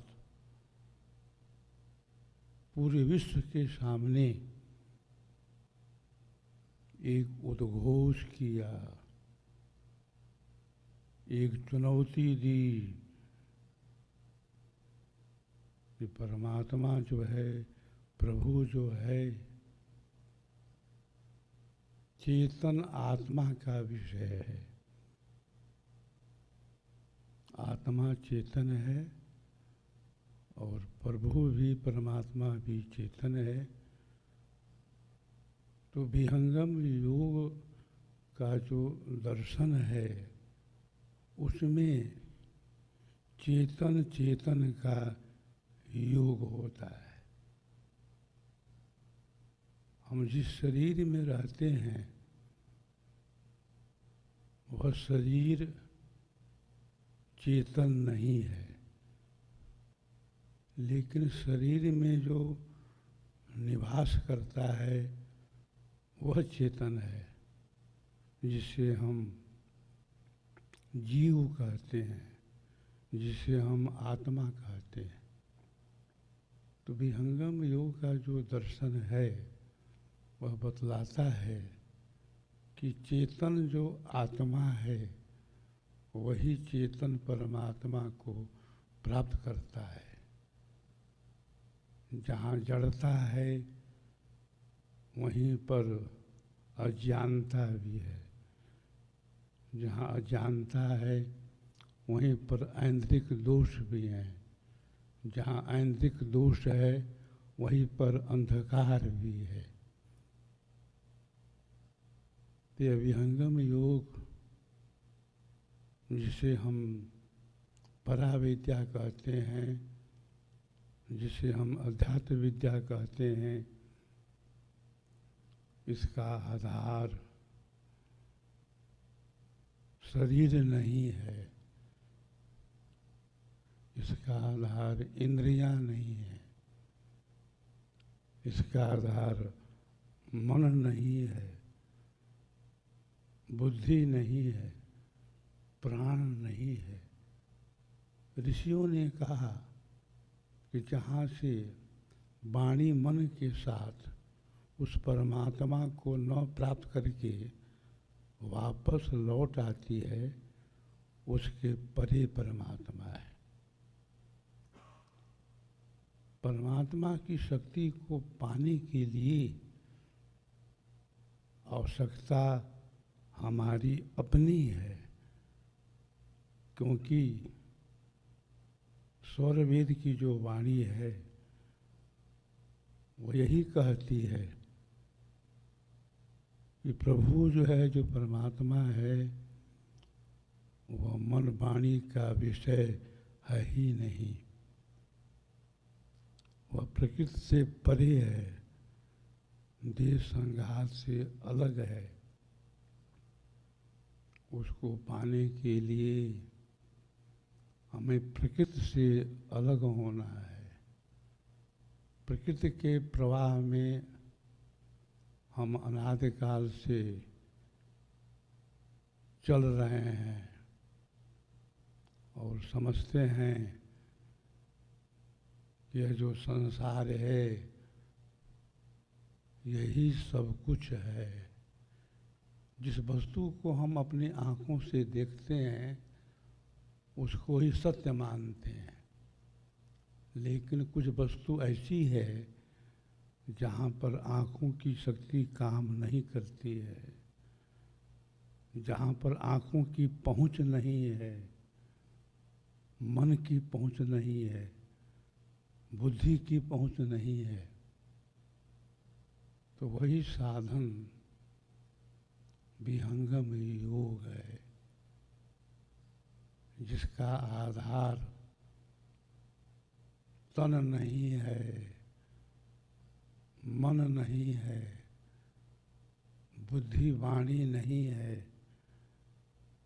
जिसका आधार हम स्वयं हैं। हम क्या हैं? हम जीव हैं। हम एक चेतन सत्ता हैं। जिस शरीर में हम रहते हैं वह शरीर जड़ है और शरीरी जो आत्मा है वह चेतन है। तो चेतन चेतन का योग जिस युक्ति से, जिस विधान से होता है वही है ब्रह्म विद्या, जिसका उल्लेख भगवत गीता के अंदर भगवान कृष्ण ने किया है। भगवान कृष्ण कहते हैं कि हे अर्जुन, मैंने इस ब्रह्म विद्या का उपदेश प्राचीन काल में मनु को दिया, वैवस्पति को दिया, इक्ष्वाकु को दिया और आज तुमको भी दे रहा हूँ। अर्जुन पूछते हैं कि हे भगवान, मनुवाद का अवतार बहुत पहले हुआ, आपका अवतार अभी हुआ है। हम कैसे विश्वास करें कि आपने उनको ज्ञान दिया था ब्रह्म विद्या का। भगवान कृष्ण क्या कहते हैं कि हे अर्जुन, मेरे और तेरे अनेक जन्म हो चुके हैं, तुमको ज्ञान नहीं है और मुझको ज्ञान है। अर्जुन पूछते हैं कि हे भगवान, मन का निग्रह कैसे होगा? मन तो हमारा अशांत है, व्याकुल है। मन तरह तरह के प्रपंचों में हमें फंसाए रहता है। मन हमें अशांत करता रहता है। उस मन का निग्रह कैसे किया जाएगा? तो भगवान कृष्ण क्या कहते हैं कि हे अर्जुन, मन को कंट्रोल करने की भी युक्ति है। अरे वही तो विहंगम योग की पहली श्रेणी है, पहली कोटि है। भगवत गीता के अंदर भगवान कृष्ण कहते हैं कि मन को रोको। कैसे रोको? उसकी क्या विधि है? भगवान कहते हैं कि तुम आसन से बैठो, सिर ग्रीवा छाती एक सीध में रखो, और तुम्हारी जो दृष्टि है वो कहाँ रहे? नासिका के अगले हिस्से पर, जिसका उपदेश अभी आप सबके सामने संत नामदेव जी महाराज ने किया है। तो बंधुओं, यह जो ज्ञान है भगवत गीता का है। यह ज्ञान ब्रह्म विद्या है। इसी का प्रचार प्रसार देश ही नहीं विदेश में भी वर्षों से हो रहा है। पहली विदेश यात्रा हमारी हुई थी सन 2000 में। आज 25 वर्षों से ब्रह्म विद्या का प्रचार प्रसार विदेश में भी हो रहा है। और इसी ब्रह्म विद्या का ज्ञान सदगुरु सदाफल देव जी महाराज ने 17 वर्षों की तपस्या के बाद विहंगम योग की चेतन भूमि में अक्षर के प्रकाश में प्राप्त किया। ब्रह्म विद्या कोई संप्रदाय नहीं है, कोई फिरका नहीं है, कोई मजहब नहीं है। यह तो सनातन है। सनातन वही है जो अनादिकाल से चल रहा है। भगवान राम एक बार गए कुल गुरु वशिष्ठ के पास और निवेदन करने लगे कि हे भगवान, संसार के अंदर बहुत कष्ट है, शांति नहीं है, कैसे हमें शांति मिलेगी, कल्याण का क्या मार्ग होगा? तो वशिष्ठ मुनि क्या कहते हैं राम को? जन्मांतर सता व्यस्ता राम संसार संस्थिति सचिराभ्या योगेन न क्षीयते कश्चित। वशिष्ठ मुनि कहते हैं कि हे राम, यह जो जीव है संसार में अनादिकाल से जकड़ा हुआ है, बंधन में फंसा हुआ है।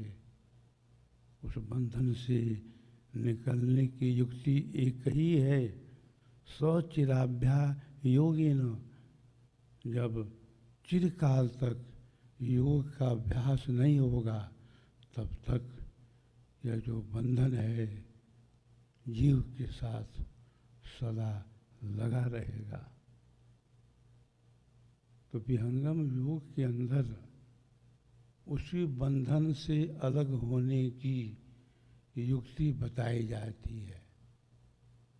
बंधन कई तरह का है। एक बंधन है कर्मों का, एक बंधन है अज्ञानता का, एक बंधन है जड़ चेतन का। इन्हीं तीन बंधनों में जीव अनादिकाल से फंसा हुआ है। इसी बंधन से अलग होने के लिए संदेश भगवान राम का है, भगवान कृष्ण का है। और जब तक हम बंधन में हैं तब तक अशांति है, उपद्रव है, तरह तरह के कष्ट हैं, तरह तरह की उलझने हैं, अनेक समस्याओं से हम ग्रसित हैं। तो मन की शांति के लिए, अपने स्वरूप को पहचानने के लिए कि मैं कौन हूँ, इसके लिए आवश्यकता है विहंगम योग की। जिस विहंगम योग की साधना के द्वारा हमारा हर तरह से, हर क्षेत्र में विकास होता है। हम शरीर से भी सबल होते हैं, निरोग होते हैं। हमारा मानसिक जो तनाव है, मानसिक जो अशांति है, वो भी दूर होती है। हमारी बुद्धि का विकास होता है, मानसिक विकास होता है, हमारी मेधा शक्ति बढ़ती है, प्रज्ञा शक्ति बढ़ती है, हमारा डिसीजन पावर बढ़ता है। हमें क्या करना है, हमें क्या नहीं करना है, हमारा स्वरूप क्या है, इसका भी बोध विहंगम योग की साधना के द्वारा सद्गुरु के प्रकाश में, अक्षर की भूमि में होता है, जिसके विषय में भगवत गीता के अंदर भगवान कृष्ण ने कहा है। भगवान कृष्ण ने चर्चा की है अध्यात्म की, चर्चा की है ब्रह्म विद्या की। उसी अध्यात्म का प्रचार प्रसार, उसी ब्रह्म विद्या का प्रचार प्रसार आज देश विदेश में सर्वत्र हो रहा है। आत्मज्ञान जब उदय भय, सुधि भई आपन देश, भेद डोरी सद्गुरु दिया, गति सुसुमन परवेश। आप जप करते हैं, तप करते हैं, तीर्थों में जाते हैं, ये हवन करते हैं, सूर्य देवता को जल चढ़ाते हैं। ये सब क्या है? अरे यह तो पूजा की शुरुआत है। यहाँ से हम लोग पूजा का आरंभ करते हैं और जीवन भर यही करते रह जाते हैं। पूजा की एक और भूमि होती है जो इनसे आगे है। अरे वही तो है ब्रह्म विद्या, वही है विहंगम योग। तो पूजा की समाप्ति जब तक नहीं होगी तब तक पूजा अधूरी रहेगी। तो पूजा की तो हम लोग शुरुआत कर दिए, लेकिन जीवन भर यही करते रह जाते हैं और जो पूजा का आधार दूसरा है उसका अनुभव नहीं कर पाते हैं।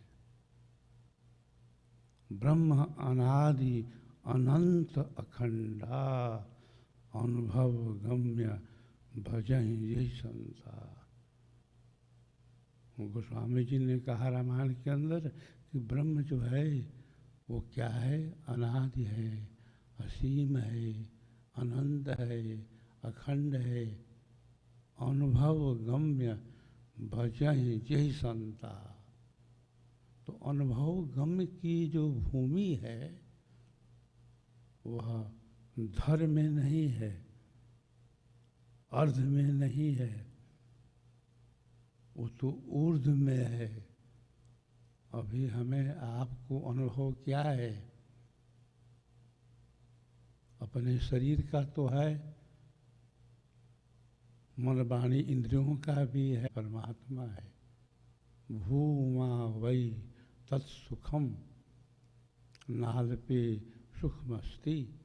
भूमा कहते हैं शब्दानंद को, भूमा कहते हैं परमानंद को, भूमा कहते हैं ब्रह्मानंद को। तो वह पूर्ण है, और यह संसार जो है अपूर्ण है, तो उस पूर्ण की प्राप्ति के लिए जो साधन है वही साधन विहंगम योग है, वही ब्रह्म विद्या है। और उसी के द्वारा जीवन के अंदर शांति आएगी और अपना विकास होगा। शरीर का विकास तो हम कर लेते हैं, मानसिक शांति भी हमें मिल जाती है, लेकिन अपना अनुभव नहीं हो पाता है। उमा कहूँ मैं अनुभव अपना, सत हरि भजन जगत सब सपना। तो अपना अनुभव करने के लिए आवश्यकता है परा विद्या की, आवश्यकता है ब्रह्म विद्या की, जिसके प्रवर्तक हमारे सद्गुरु सदाफल देव जी महाराज हैं, जिन्होंने अपने जीवन के अंदर जो कुछ भी कहा है, जो कुछ भी लिखा है, उसका आधार उनका अपना अनुभव रहा है। स्वरवेद सदगुरु सदाफल देव जी महाराज की अद्वितीय पुस्तक है, जिसके अंदर सारे ज्ञान विज्ञान को हमारे अमर सदगुरु ने उड़ेल दिया है। सदगुरुदेव क्या लिखते हैं? निज अनुभव वर्णन करूं, दिया ज्ञान प्रभु सोई, तेरा है तुझ में रहे, करत समर्पण सोई। जिंदगी क्या है? जिंदगी जिंदा दिली का नाम है। अरे मुर्दा दिल भी क्या खाक जिया करते हैं? सुबह होती है, शाम होती है, जिंदगी यूं तमाम होती है। जिस कदर हम बढ़ते गए, जिंदगी छूटती गई। जीवन है क्या? जिस जीवन में आनंद नहीं है, जिस जीवन में उत्साह नहीं है, तो आनंद व उत्साह कब मिलेगा? वह तभी मिलेगा जब हमें अपने आप का अनुभव हो जाएगा कि वास्तव में हम क्या हैं। तो हम सभी चाहते हैं जीवन के अंदर एक परिवर्तन, एक तब्दीली, और वह तभी संभव है जब हम ब्रह्म विद्या को अपनाएं, जब हम विहंगम योग की साधना आरंभ करें। विहंगम योग के अंदर 5 श्रेणियां होती हैं।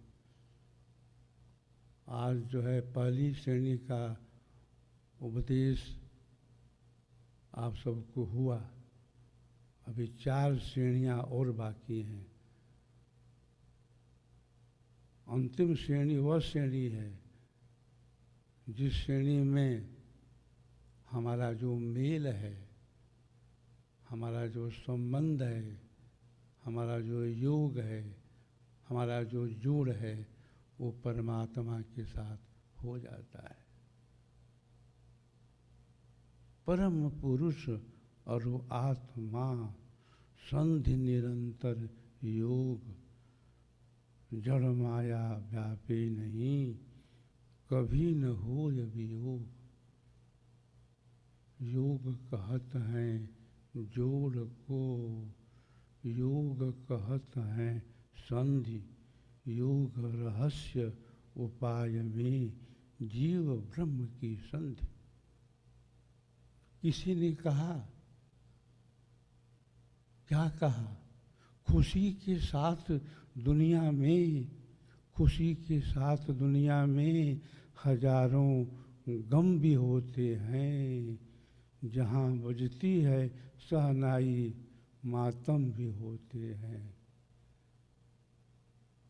तो संसार जो है, संसरती इत संसार, जो बराबर चलायमान है, जिसमें सदैव गति है, वही तो संसार है। इस संसार में हम अनादिकाल से हैं, और यह जो माया का बंधन है, प्रकृति का बंधन है, अनादिकाल से हमारे साथ लगा हुआ है। उसी बंधन से छुड़ाने वाले हमारे परम आराध्य सद्गुरुदेव हैं, जिनका नाम ही है सद्गुरु सदाफल देव जी। सदा फल्यम ददाति, जो चारों फलों के प्रदाता हैं, चारों फलों को देने वाले हैं। तो हमारा आपका सौभाग्य है कि हमारे बीच सद्गुरु सदाफल देव जी महाराज की आध्यात्मिक शक्ति आज भी कार्य कर रही है। सद्गुरु सदाफल देव जी महाराज ने 1954 के महाकुंभ के अवसर पर प्रयागराज में अपने भौतिक शरीर का त्याग किया था। आश्चर्य है, सद्गुरुदेव का शरीर छूट चुका था, नस नाड़ी सब बंद हो गई थी, लेकिन हमारे सद्गुरु आकाशवाणी करते हैं और कहते हैं कि मैं शरीर में नहीं हूँ, मैं शरीर से बाहर हूँ। योगी आकाशवाणी से बोलता है, अरे मैं सबको देख रहा हूँ, मुझको कोई नहीं देख रहा है। हमारे आराध्य पितर ने कहा कि रामायण के अंदर गोस्वामी जी ने जो कहा है, वह आज आप सबके सामने मैं दिखा रहा हूँ। योगी जो है कैसे शरीर को छोड़ता है, और शरीर छोड़ने के बाद भी आकाश मंडल से कैसे बोलता है। बिनु पग चले सुने बिनु काना, कर बिनु कर्म करे विधि नाना। आनन रहित सकल रस भोगी, बिनु बाणी भक्ता बड़ योगी। तन बिनु परस नयन बिनु देखा, ग्रहं घ्राण बिन बास अबेसा। यही सब भांति अलौकिक करनी, महिमा जाहि जासु नहीं बरनी। हमारे सद्गुरु जो है 15 मिनटों तक आकाशवाणी किए और कहे कि मैं शांति के समुद्र में जा रहा हूँ। ब्रह्म विद्या का प्रचार भूमंडल में होगा। मैं अव्यक्त रूप से सभी कार्य करता रहूँगा। और योगी का संकल्प है, भूमंडल प्रचार का मेरा लक्ष्य था, वह पूरा हो करके रहेगा। तो हम जो भी विहंगम युग से जुड़े हैं, जो भी हम सद्गुरु के शिष्य हैं, भक्त हैं, सबके अंदर इस बात का स्वाभिमान है कि हमारे सद्गुरु जो है अभी भी अव्यक्त रूप से हम सबको देख रहे हैं, और उनकी कृपा दृष्टि से ही, उनके आशीर्वाद से ही, उनके वरदान से ही, उनके संकल्प से ही विहंगम योग का प्रचार प्रसार दिन दूना रात चौगुना उत्तरोत्तर बढ़ता जा रहा है। आज देश विदेश के अंदर लाखों भक्त शिष्य विहंगम योग की साधना के द्वारा अपना आध्यात्मिक विकास कर रहे हैं। विशेष अभी मैं क्या कहूँ, विहंगम योग के अंदर तो बहुत सारे विषय हैं। अभी हमें जो उपदेश मिला है, दीक्षा मिली है, उसका अभ्यास करना है। संजीव गुप्ता जी हमारे पुराने शिष्यों में हैं, अब नए नहीं हैं, पुराने हैं। और यहाँ मैं पहले भी पिछले वर्ष भी आया था।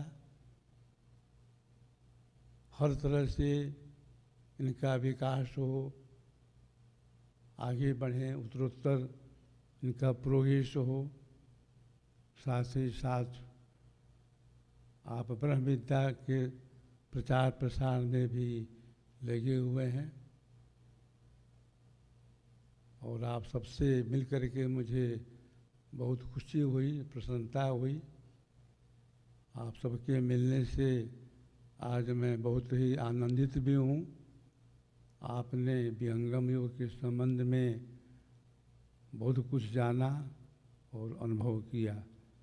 अंत में मैं आप सबके सर्वांगीण विकास के लिए सद्गुरु प्रभु से प्रार्थना करता हूँ। बोलिए सद्गुरुदेव की जय। So Sadhguru's concluding words were the blessings for all of us. He wished all-round prosperity for everyone present here. He is now here to grace and bless all of us. He has brought the gift of blessings for every one of us. We will conclude with peace, prayer of peace, and then I'll request everyone to just go one by one to the master and he will give you the blessings. So everybody please close your eyes and join the prayer for peace. हे प्रभु शांति स्वरूप हो, शांति शांति में शांति, शांति शांति जन शांति हो, पूर्ण शांति में शांति। हे प्रभु शांति प्रदान कर, दूर हो सर्व अशांति,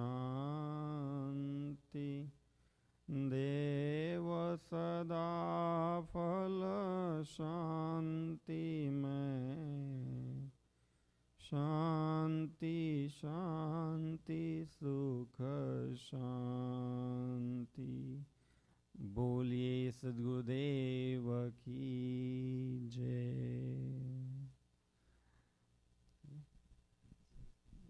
तो स्वामी जी का हाथ हो गया। Okay, so with this we conclude the session here. The grace of Sadguru, the energy of Sadguru is what you feel in his holy presence. Even though the words, the language does not come into your intellect, but his energy, his aura, his grace touches your heart. I request all of you now to receive these introductory pamphlet for a program which is going to happen on 9th of August, and I request Sanjeev Gupta ji also to tell about that program. Thank you, Vijay ji. It was a great honor and privilege.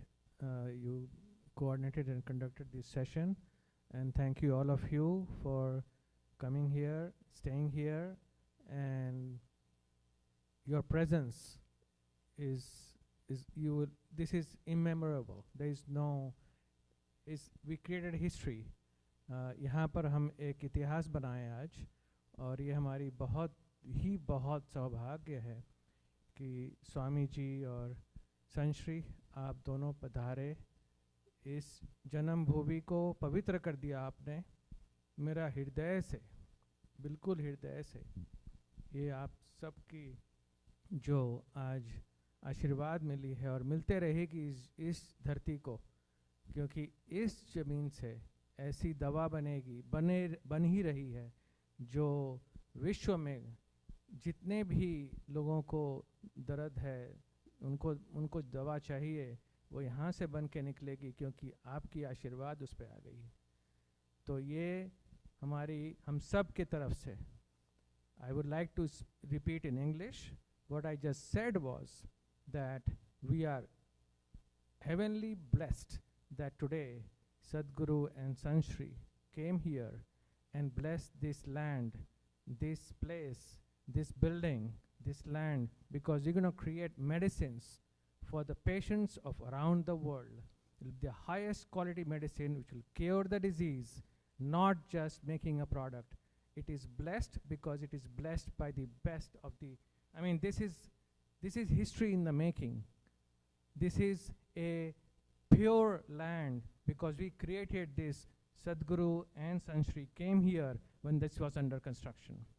And today, we will see the fruits of it, and you are all part of it. I am so happy. Money, I do not consider, money is a byproduct. धन ऐसे आते हैं, but धन से ज़्यादा हम सब, we together, when we do the right work with the right heart, with the right intentions, blessings comes infinite, and that's exactly what Swamiji and Sanshri did today. I really, really thank all of you, and please pass this message to your loved ones, your friends and family to come on August 9th. आप सब 9th August को we're going to inaugurate we're doing a Sankalp Samaroh. That means we're taking a kind of a pledge to build Gurukul, a place of education of Vihangam Yog. We'll do that from a little kid to grow up as an adult in that school. It'll come with hospital, handicap hospital. It'll come with as a complex. We will have whatever is required for a growth of a child who can afford or who cannot afford is for everybody. Everybody in this world can join this school once it will be completed. Actually, it started now because we already constructed the Acharya Nivas, which is the teacher's home. This is where Sadguru and Sanshri and the whole family and the teachers will live and teach and promote and educate everybody of Vihangam Yog, what you just heard today. So it's an honor for all of you. You have the opportunity to bring people there, and they will do the yajna, which is the offering to the fire, and Sadguru and Sanshri himself, they will do that. Please bring everybody on whatever you have plans. Please cancel them and come on Saturday. You will have a changed life. You already changed today, but take that opportunity, because that is something you will do what we call selfless service for the humankind, for the mankind of this world. That is what it is all for. It's just not a school. It's a foundation. This will set an example for around the world. What Sanshri was talking about earlier, that this is an example. And how it will be done, it's already done with their grace and their blessings. Many, many schools will open around the world. This is just the beginning. Thank you, everybody. Thank you very much. Thank you, Dr. Sanjeev. I request now everyone to please come forward and receive the gift of blessings. And yeah, you may. It's okay. You may come. That's fine. It's okay. It's okay. You may come. It's okay. Don't feel bothered. Yeah, you can go as it is. Not a problem.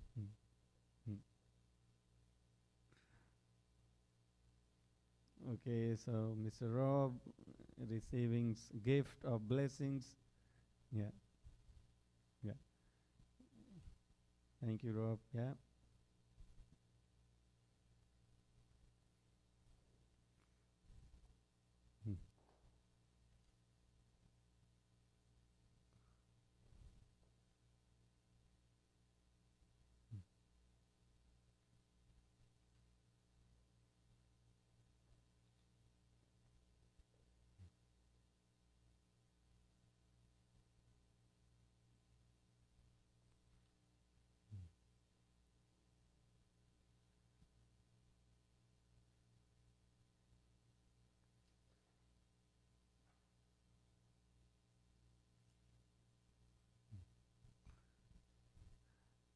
Okay.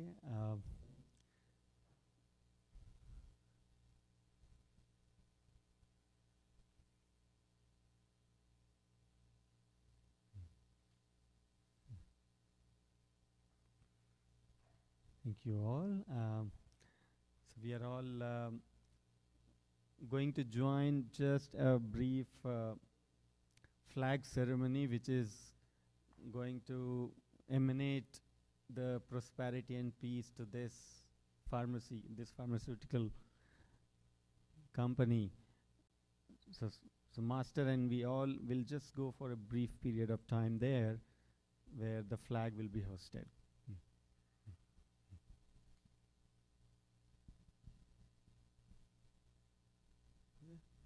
We'll head to the flag. We'll go outside.